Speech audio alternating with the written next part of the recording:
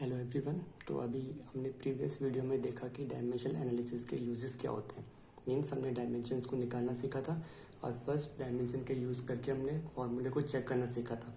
आज हमारा second topic क्या है, यूजेस ऑफ डायमेंशन एनालिसिस के अंतर्गत conversion of one system of unit into another. कैसे आप एक सिस्टम ऑफ यूनिट को दूसरे सिस्टम ऑफ यूनिट में क्या करोगे, कन्वर्ट करोगे। तो उसके लिए आपको एक जनरल फॉर्मूला ये याद रखना है, N2 is equal to N1 M1 upon M2 की power A, L1 upon L2 की पावर B और T1 अपॉन T2 की पावर C। यहाँ पर M1 L1 T1 आपके पास क्या होंगे, वो यूनिट्स जिसको आपने चेंज करना है, और M2 L2 T2 वो होंगे जिसमें आपको चेंज करना है। मतलब मीन्स अगर आप यहाँ पर MKS और CGS की बात कर रहे हो तो M1 L1 T1 आपके आप MKS सिस्टम ऑफ यूनिट होंगे और M2 L2 T2 आपके पास CGS सिस्टम ऑफ यूनिट। जिससे कन्वर्ट करना है वो कहाँ पर आएगा, ऊपर, और जिसमें कन्वर्ट करना है वो कहाँ आएगा, डिनोमिनेटर में। और ABC यहाँ पर आपको पावर्स निकालनी पड़ेगी MLT जनरल फॉर्मूला को यूज करके, किसी भी फिजिकल क्वांटिटी जो आपको यहाँ पर मेंशन रहेगा। जैसे कि हमारे पास यहाँ पर क्वेश्चन है कि 1 न्यूटन को डायन में कन्वर्ट करके बताओ। तो सबसे पहले आपको ये पता होना चाहिए कि 1 न्यूटन जो है वो किसकी यूनिट है, फोर्स की यूनिट है। और फोर्स की कैसी यूनिट है, MKS यूनिट है। और डायन भी फोर्स की ही यूनिट होती है, लेकिन ये कैसी यूनिट है, CGS यूनिट है। तो एक चीज़ तो यहाँ पर पता लग गई कि जो यहाँ पर 1 न्यूटन है ये किसकी यूनिट है, फोर्स की। तो हमें फोर्स का सबसे पहले डायमेंशन फॉर्मूला पता होना चाहिए, जो कि कितने के बराबर होता है, MLT-2। ये आपको फॉर्मूला ध्यान रखना पड़ेगा कि फोर्स का डायमेंशन फॉर्मूला कितना होता है, MLT-2। अब इससे आप जनरल इक्वेशन से कंपेयर कर लीजिए जो आपके पास थी, M की पावर A, L की पावर B और T की पावर C। तो वहाँ से आपको पता लगेगा कि यहाँ पर A 1 के बराबर है, B 1 के बराबर है और C कितने के बराबर है, -2 के बराबर है। सबसे पहला काम तो आपको ये करना पड़ेगा कि जिसको कन्वर्ट करना है वो किस फिजिकल क्वांटिटी की यूनिट है, उस फिजिकल क्वांटिटी का डायमेंशन फॉर्मूला क्या होता है, और डायमेंशन फॉर्मूला की हेल्प से आप वहाँ से क्या फाइंड आउट कर लीजिए, ABC की वैल्यू को फाइंड आउट कर लीजिए। अब नेक्स्ट हमें जिसको कन्वर्ट करना है, मतलब किस में कन्वर्ट करना है और कहाँ से करना है, तो हमें MKS सिस्टम से जाना है, CGS सिस्टम ऑफ यूनिट में जाना है। तो जब हम MKS की बात करेंगे तो यहाँ पर आप लिखेंगे M1 L1 और T1 की वैल्यू, और जिसमें कन्वर्ट करना है उसे आप 2 से कन्वर्ट करोगे, यानी 2 में लिखोगे सफिक्स में M2 L2 और T2। अब यहाँ पर 1 न्यूटन को कन्वर्ट करना है, तो MKS का मतलब होता है मास, किलोग्राम और सेकंड। तो यहाँ पर मास कितना लेंगे आप लोग, 1 किलोग्राम, लेंथ कितनी आएगी 1 मीटर और टाइम कितना आएगा 1 सेकेंड। और इस तरफ आप CGS में जा रहे हो, CGS का मतलब होता है सेंटीमीटर, ग्राम और सेकेंड। तो मास किस में रहेगा, 1 ग्राम में, लेंथ किस में रहेगी 1 सेंटीमीटर में और टाइम किस में रहेगा 1 सेकेंड में। तो ये आपको जनरल फॉर्मूला एक तरीके से याद रखना है, क्योंकि हमने इसमें वैल्यूज को पुटअप करना है। जिसको कन्वर्ट कर रहे हैं वो MK सिस्टम ऑफ यूनिट भी हो सकता है, CGS सिस्टम ऑफ यूनिट भी हो सकता है, ये डिपेंड करना है। तो क्वेश्चन में आपको देखना पड़ेगा, अगर यहाँ पर लिखा था 1 डायन को कन्वर्ट करो न्यूटन में, तो हम CGS से MKS में जा रहे होते हैं। यहाँ पर लिखा है कि 1 न्यूटन को डायन में कन्वर्ट करो, तो 1 न्यूटन कैसी यूनिट है, MKS सिस्टम ऑफ यूनिट है। इसे डायन में करना है, यानी कि हम MKS से CGS यूनिट में जा रहे हैं। ये चीज़ आपको ध्यान रखनी पड़ेगी। जब आपको M1 L1 T1 ये सारी चीज़ें मिल जाएंगी, आप इसे इस इक्वेशन में पुटअप कर दीजिए, यानी इस फॉर्मूले में जाके इन सारी वैल्यूज को पुटअप कर दीजिए। तो क्या बनेगा हमारे पास, देखते हैं। N2 की जगह N2, N1 का मतलब यहाँ पर होता है कि जिसे आप कन्वर्ट कर रहे हैं, आप 1 न्यूटन को कन्वर्ट कर रहे हैं, तो N2 की वैल्यू, N1 की वैल्यू कितने के बराबर है, 1। नेक्स्ट M1 कितने के बराबर है आपके पास, 1 किलोग्राम, और M2 कितने के बराबर है, 1 ग्राम, और इसकी पावर A यानी कि 1। नेक्स्ट L1 कितने के बराबर है, 1 मीटर, L2 कितने के बराबर है, 1 सेंटीमीटर की पावर 1। और नेक्स्ट आपके पास टाइम T1 कितने के बराबर है, 1 सेकेंड, और T2 भी कितने के बराबर है, 1 सेकेंड, इसकी पावर -2। अब इसको चेंज करके देखना है आपने कन्वर्ट करने के लिए, यानी कि आप MKS से CGS में जा रहे हो, तो 1 किलोग्राम को कन्वर्ट करो ग्राम में। तो N2 इज इक्वल टू, यहाँ आपके पास आ जाएगा 1 किलोग्राम में कितने होते हैं, 1000 ग्राम, और अपॉन में कितना चलेगा आपके पास, 1 ग्राम। सिमिलरली 1 मीटर को कन्वर्ट करेंगे सेंटीमीटर में, तो वो बन जाएगा 100 सेंटीमीटर, और डिनोमिनेटर में है 1 सेंटीमीटर। और टाइम तो पहले से आपका CGS में कन्वर्ट है, इसमें कोई दिक्कत वाली बात नहीं है। -2 1 और 1, ठीक है। ये तो इस क्वेश्चन की डिमांड है कि यहाँ पर 1 सेकंड है। कभी कभी यहाँ पर टाइम हो सकता है आपको 1 मिनट दे रखा होता, तो आप 1 मिनट को CGS में कन्वर्ट करोगे तो क्या आता है यहाँ पर, 60 सेकंड आता। अब यूनिट सेम है तो ग्राम से ग्राम कैंसिल, सेंटीमीटर से सेंटीमीटर, और ये तो पूरा ही कैंसिल हो जाएगा। नेक्स्ट यहाँ पर देखिए, 1000 का मतलब है 10 की पावर 3, और पावर कितनी है 1, तो यहाँ पर आपके पास कितना बराबर आएगा, 10 की पावर 3 इंटू, अब यहाँ पर 100 है, 100 की पावर 1, 100 की पावर 1 का मतलब कितना हो जाएगा, 10 का स्क्वायर, और ये तो 1 के बराबर ही है। सब कुछ मल्टीप्लाई करने का बेस सेम है, आपके पास पावर ऐड हो जाएगी, तो 10 3 और 10 2 कितना हो जाएगा, 10 की पावर 5, और ये कितने के बराबर आ गया, 10 की पावर 5 डायन के बराबर। तो इस क्वेश्चन में इसका मतलब हमें पता लगा कि जब हम 1 न्यूटन को डायन में, यानी कि MKS को CGS में कन्वर्ट करेंगे, तो 1 न्यूटन हमारे पास कितने के बराबर आएगा, 10 की पावर 5 डायन के बराबर आएगा। तो इस तरीके से आप इस जनरल फॉर्मूला को यूज़ करके किसी भी सिस्टम ऑफ यूनिट को दूसरे सिस्टम ऑफ यूनिट में क्या कर सकते हो, कन्वर्ट कर सकते हो। उम्मीद है ये एग्जाम्पल आपको समझ में आ गया होगा। एक और एग्जाम्पल यहाँ पर करके देखते हैं, उससे टॉपिक बिल्कुल आपको क्लियर हो जाएगा। ओके, अब हमारे पास दूसरा क्वेश्चन है उसमें कन्वर्ट 1 जूल इनटू अर्ज। अब आपको जूल को अर्ज में कन्वर्ट करके दिखाना है, ठीक है। जैसे आपने अभी न्यूटन को किस में करा था, डाइन में, ऐसे ही अब यहाँ पे जूल को किस में कन्वर्ट करना है, अर्ज में। अब फिर वही सेम आपको ये पता होना चाहिए कि 1 जूल पहले तो किसकी यूनिट है और किस में। तो 1 जूल जो है ये किसकी यूनिट है, एनर्जी की, और किस में है, MKS में। अर्ज भी एनर्जी की यूनिट होती है, लेकिन किस में, CGS सिस्टम में। तो यहाँ पर जब हमें पता लग गया कि 1 जूल एनर्जी की यूनिट है, तो हमें सबसे पहले उसके डायमेंशन फॉर्मूला को क्या करना पड़ेगा, यूज करना पड़ेगा। और एनर्जी का डायमेंशन फॉर्मूला कितना होता है, ml/T-2। और ml/T-2 को जब अपने जनरल इक्वेशन से हमने कंपेयर करके देखा तो हमें पता लगा A की वैल्यू कितने के बराबर है, 1, B की वैल्यू कितने के बराबर है, 2, और C की वैल्यू यहाँ पे कितने के बराबर है, आपके पास -2 के बराबर है। ये चीज़ आपको ध्यान रखनी है। नेक्स्ट फिर वही हम जिसको कन्वर्ट कर रहे हैं, यानी कि MKS सिस्टम से जा रहे हैं, तो MKS वाले को आप M1, L1 और T1 की नोटेशन में देंगे। और जिसमें कन्वर्ट कर रहे हैं CGS में, तो वो 2 में जाएगा, M2, L2 और T2। मीन्स ये प्रोसीजर इसको करने का कैसे आप करेंगे। अब यहाँ पर भी आप देख रहे हो 1 जूल ही है, तो मास कितना होगा इसमें, MKS का था किलोग्राम, मीटर और सेकेंड, और CGS का मतलब है ग्राम, सेंटीमीटर और सेकंड। अब जब हमको M1, L1, T1 और M2, L2, T2 की वैल्यू मिल गई है और ABC की वैल्यू भी पता है, इन वैल्यूज को फिर से अपने जनरल फॉर्मूला मेंशन करना बहुत जरूरी है, तभी आपको मार्क्स मिलेंगे। पुट करते हैं यहाँ पर N2 इज इक्वल टू, अब N1 कितना है, यहाँ पर भी फिर से वही 1 न्यूटन के बराबर है, तो यहाँ पर आ जाएगा 1।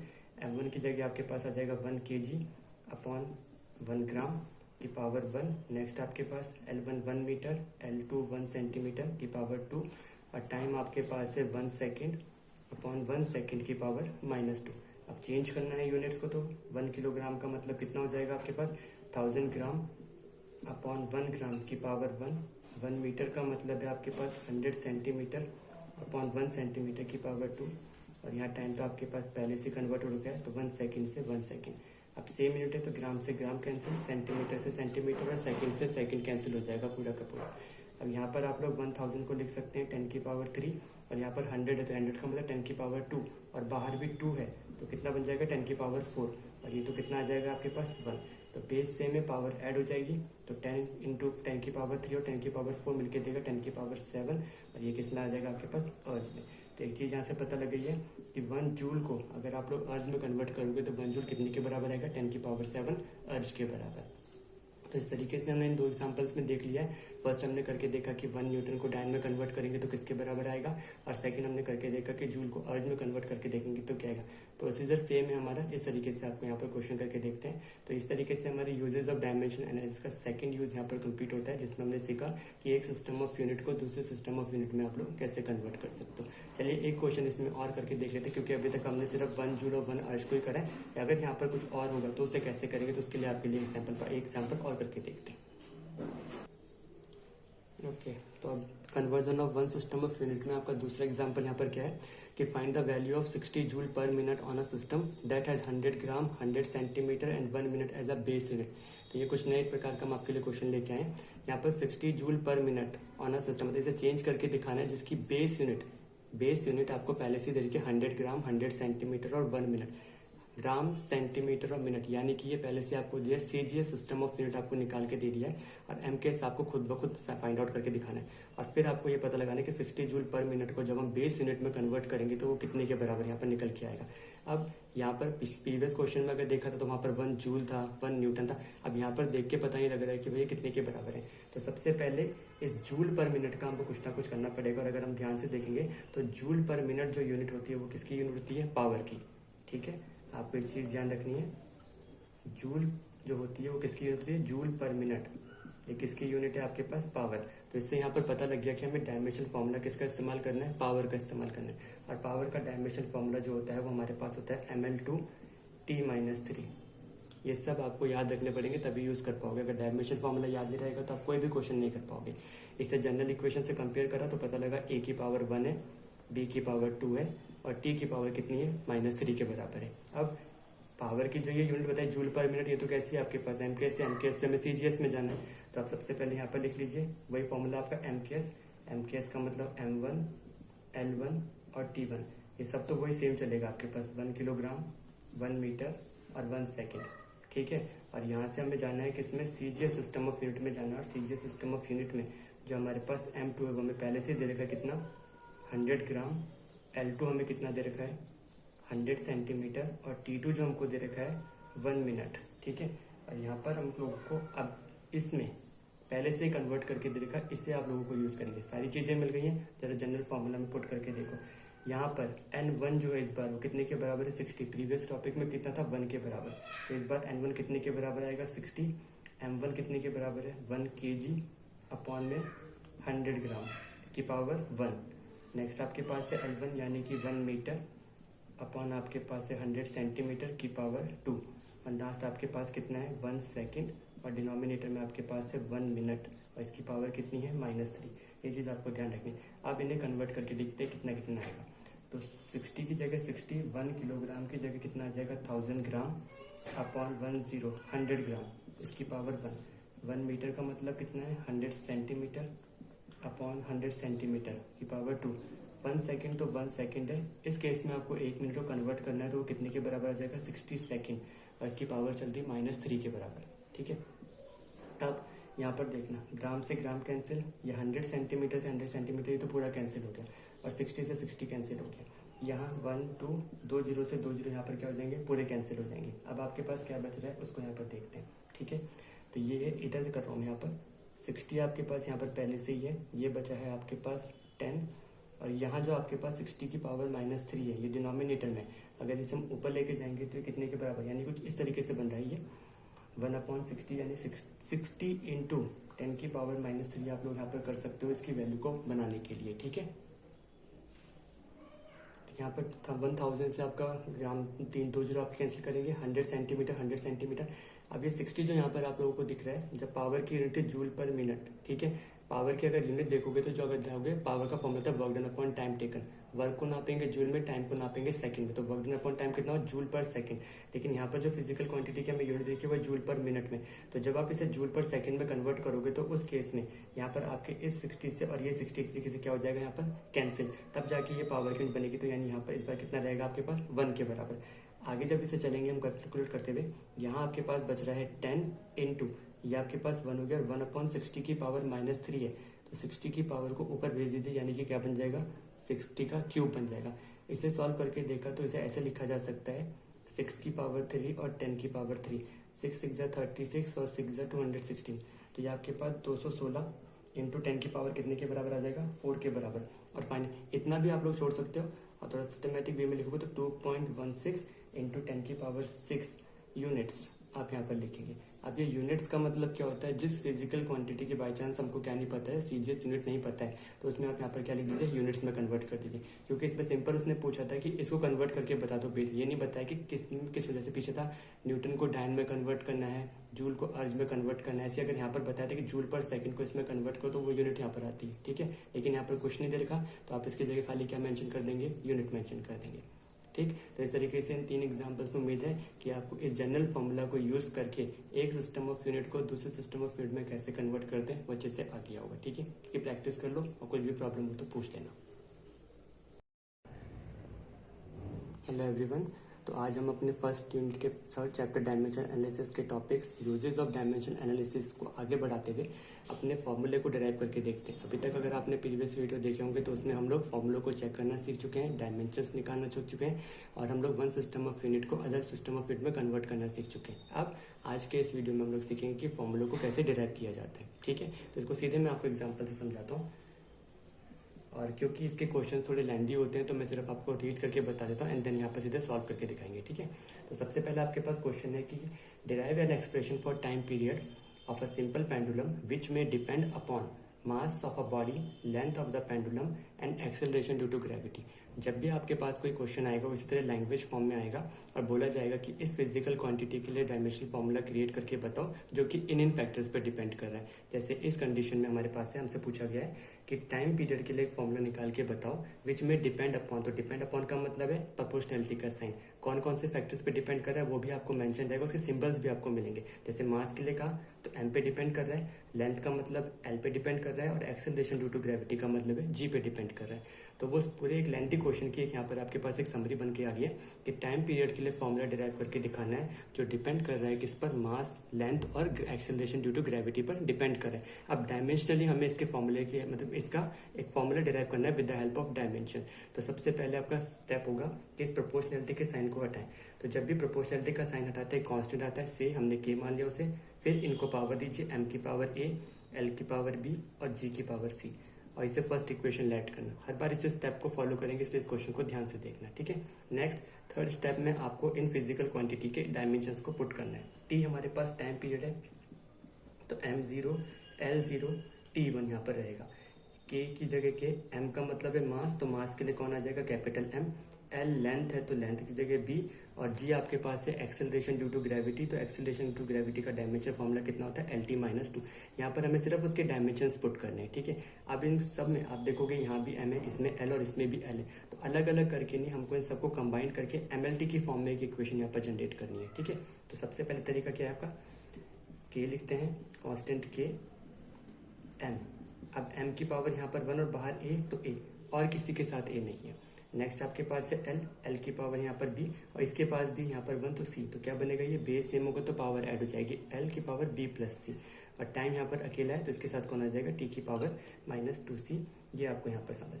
इतना काम आपको करना है सबसे पहले कि इनके डायमेंशंस को एक साथ लिखना है MLT की फॉर्म में। ये हमारा फोर्थ स्टेप हो गया। फिफ्थ स्टेप में आपको क्या करना है, पावर्स को कंपेयर करना है, ठीक है। ऑन कंपेयरिंग आप लिखेंगे बोथ साइड। आप जब m की पावर, l की पावर और t की पावर को कंपेयर करेंगे तो आपको वैल्यूज मिलेंगी। m की power left right hand side में कितनी है, a, और लेफ्ट हैंड साइड में कितनी है, 0। l की पावर इस तरफ कितनी है, b प्लस c, और इस तरफ कितनी है, 0। और t की पावर यहाँ पर कितनी है, -2c, और इस तरफ कितने के बराबर है, 1 के बराबर, ठीक। तो ये तो एक जनरल सा एग्जांपल था आपके पास, इसलिए यहाँ पर आप देखोगे a की वैल्यू मुझे डायरेक्ट मिल गई है 0 के बराबर। c की वैल्यू यहाँ से मैं क्रॉस मल्टीप्लाई करके निकालूंगा -1/2, और इस c की वैल्यू को जब मैंने यहाँ पर पुटअप करा तो मुझे b की वैल्यू भी मिल जाएगी कितने के बराबर, 1/2 के बराबर। अभी आगे हम करेंगे कॉम्प्लिकेटेड से क्वेश्चन, उसमें आपको समझ में आएगा। तो जब भी आपको ABC की फॉर्म में पहले एक इक्वेशन बनानी है और फिर कुछ भी मेथड लगा के उनको सॉल्व करके आपको ABC की वैल्यू निकालनी है, और जब आपको ABC की वैल्यूज मिल जाएगी आप उसे कहाँ रख देंगे, वहाँ पर फर्स्ट इक्वेशन में। तो मेंशन करेंगे यहाँ पर फ्रॉम फर्स्ट इक्वेशन में, जो कर देता हूँ। फर्स्ट इक्वेशन में जब आप इन वैल्यूज को पुटअप करोगे तो t की जगह आपके पास चल रहा है t इज इक्वल टू के, m की पावर a वो 0 के बराबर है, l की पावर b वो 1/2 के बराबर है, और g की पावर c वो कितने के बराबर है, -1/2। अब t इज इक्वल टू के, समथिंग की पावर 0 1 के बराबर है, लिखने की जरूरत नहीं है, l की पावर 1/2। और जब भी आपके न्यूमरेटर में माइनस साइन रहेगा तो आपने उसको क्या करना है, डिनोमिनेटर में भेज के उसको मतलब पॉजिटिव में कन्वर्ट करना है, चाहे आप कैसे भी करो। तो ये नीचे जाके क्या बन जाएगा, डिनोमिनेटर में 1/2, और 1/2 का मतलब कितना होता है, अंडर रूट। तो आपके पास फॉर्मूला निकल के आ जाएगा t इज इक्वल टू के √L/g। तो ये जो हमारी कंडीशन थी कि टाइम पीरियड के लिए एक फॉर्मूला निकाल के बताओ जो मास, लेंथ और एक्सेलरेशन ड्यू टू ग्रेविटी पे डिपेंड कर रहा है, उसके लिए हमारा फॉर्मूला ये तैयार होकर आ जाएगा। अब इस तरीके से इसमें भी आप देख रहे हो कि हम लोग डायमेंशन फॉर्मूले का इस्तेमाल करें, तो जब तक हमें किसी फिजिकल क्वांटिटी के डायमेंशंस पता नहीं होंगे हम कुछ भी नहीं कर सकते। जो हमने यूजेस देखे थे, कन्वर्ट करना, चेक करना या डिराइव करना, वो पॉसिबल नहीं हो पाएगा, ठीक है। उम्मीद है आपको क्वेश्चन समझ में आया होगा। आप जरा एक नेक्स्ट एग्जाम्पल यहाँ पर करके देखते हैं, ठीक है।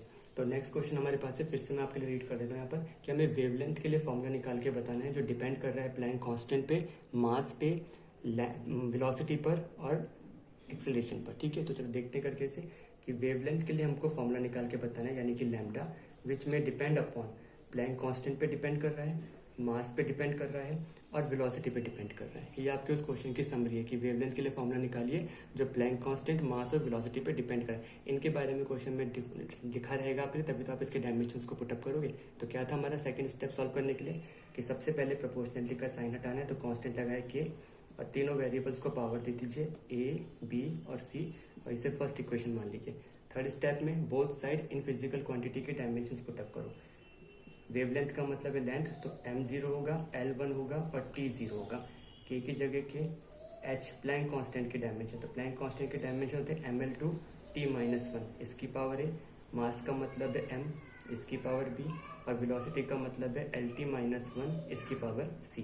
अब यहाँ पर आप देख रहे हो कि इन क्वांटिटीज में m इसमें भी है, इसमें भी है, l इसमें भी है, इसमें भी है, तो इनको कंबाइंड करके एक MLT की फॉर्म में इक्वेशन जनरेट करते हैं। तो k सबसे पहले आपको m लिखना है, m की पावर यहाँ पर 1 है, बाहर a के बराबर, इसमें 1 है तो b, तो ये बन जाएगा a प्लस बी।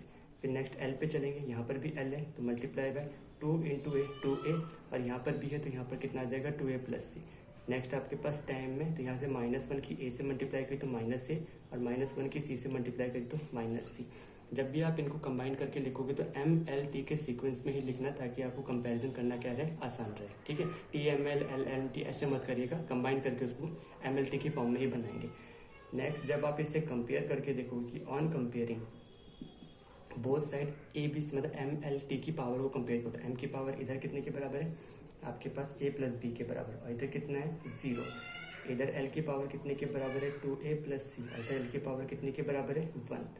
यहाँ टाइम की पावर कितनी है -a माइनस सी, और यहाँ कितने के बराबर है 0। तो इस तरीके से हमें कंपेयर करके ABC में यहाँ पर क्या मिल चुकी है कि इक्वेशन मिल चुकी है। अब हमें इस इक्वेशन की हेल्प से क्या करना है, इनकी वैल्यूज को फाइंड आउट करना है। तो कंपैरिजन करने के बाद हमको m की पावर l की पावर t की पावर कंपेयर करने के बाद ये इक्वेशन मिल गई है। अब इन्हें हमें सॉल्व करके देखना है। तो कैसे करें, यहाँ पर भी a और c है और यहाँ पर भी a और c है। इस इक्वेशन, अब आपको जो मेथड ठीक लगे आप उससे करना। मैं इसको कर रहा हूँ a माइनस सी को इसके डिनोमिनेटर में लिख के, माइनस का ac इज इक्वल टू 0, और दोनों को इक्वेशन को आपस में ऐड कर दूंगा तो c से c कैंसिल, और यहाँ a की वैल्यू मुझे डायरेक्ट मिल जाएगी कितनी 1 के बराबर। अब a की वैल्यू 1 को मैंने यहाँ पर पुटअप करा इक्वल टू 0, तो मुझे b की वैल्यू यहाँ से मिल जाएगी कितने के बराबर -1 के बराबर। और सिमिलरली a की वैल्यू को मैंने यहाँ पर पुटअप करा तो मुझे यहाँ से c की वैल्यू मिल जाएगी कितने के बराबर -1 के बराबर। अब जब आपको a b c की वैल्यू मिल जाए तो अगेन आप इन सारी वैल्यूज को इक्वेशन 1 में जहाँ जहाँ आ रहा है उसे पुटअप कर दीजिए। ठीक है, इक्वेशन 1 में तो पुट करने के बाद क्या बनेगा उसे देखते हैं। यहाँ पर लैम्डा की जगह लैम्डा के h की पावर a, और a कितने के बराबर है 1, m की पावर b, और b कितने के बराबर है -1, और v की पावर c और c भी कितने के बराबर है -1। तो सबकी पावर 1 है, और मैंने कहा था जो नेगेटिव होगा उसको पॉजिटिव बनाना, पॉजिटिव बनाने के तरीके से डिनोमिनेटर में भेज दो। तो लैम्डा इज इक्वल टू आपके पास फॉर्मूला बन जाएगा KH/mv।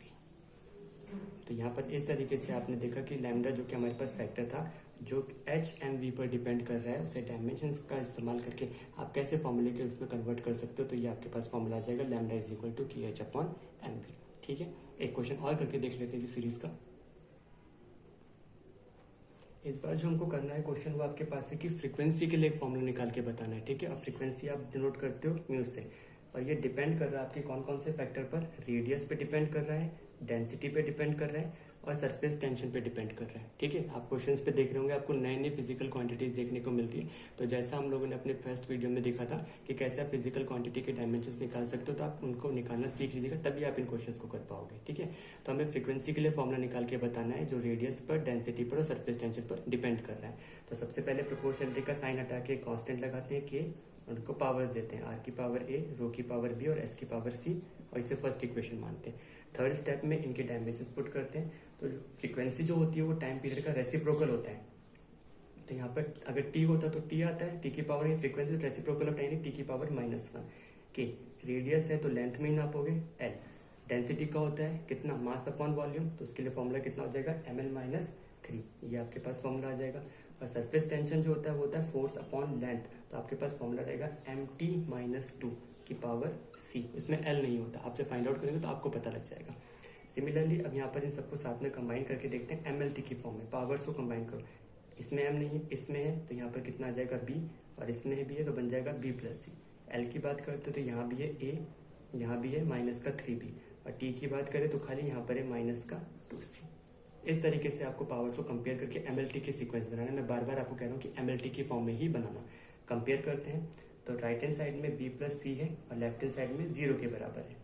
राइट हैंड साइड में a-3b, ये भी 0 के बराबर है, और लास्ट आपका जो 2c है वो कितने के बराबर है, -1 के बराबर है।